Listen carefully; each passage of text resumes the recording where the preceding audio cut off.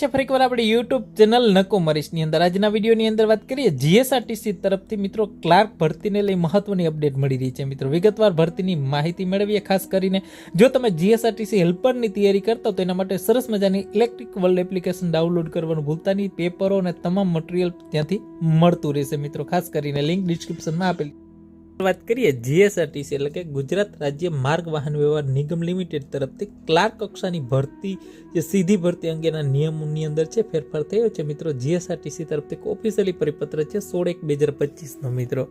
વાત કરીએ ભરતીની અંદર કયો ફેરફાર થયો છે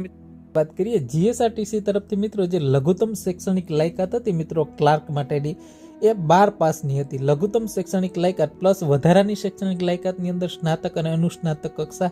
ગણાતું હતું મિત્રો પણ હવે જે લઘુત્તમ શૈક્ષણિક લાયકાત છે એની અંદર બદલાવ કરવામાં આવેલો છે મિત્રો સંદર્ભ 2ના ઠરાવમાં ક્લાર્ક કક્ષાની નિયત કરેલી શૈક્ષણિક લાયકાતમાં નિગમમાં અમલ કરવામાં નિગમના સંચાલક મંડળ દ્વારા જે સંદર્ભ 3માં જે પેલી મંજૂરી મુજબ છે મિત્રો સરકારના ધારાધોરણો મુજબ ક્લાર્ક કક્ષાની જે શૈક્ષણિક લાયકાત છે લઘુત્તમ શૈક્ષણિક લાયકાત છે હવે ધોરણ 12ના બદલે મિત્રો ખાસ કરીને ભારતમાં કેન્દ્રીય અથવા રાજ્ય અધિનિયમ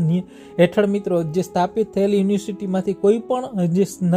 કક્ષાની અંદર સ્નાતકની ડિગ્રી પ્રાપ્ત હોવી જરૂરી છે મિત્રો સંસ્થામાંથી છે મિત્રો અથવા યુનિવર્સિટીમાંથી મિત્રો જે ખાસ કરીને જે સ્નાતક કક્ષાની અથવા જે બીજી શૈક્ષણિક લાયકાત હોય મિત્રો તમારી એ હોવી જરૂરી રહેશે એટલે કે મિત્રો હવે ગ્રેજ્યુએશન ઉપર ભરતી થઈ ગઈ છે હવે જે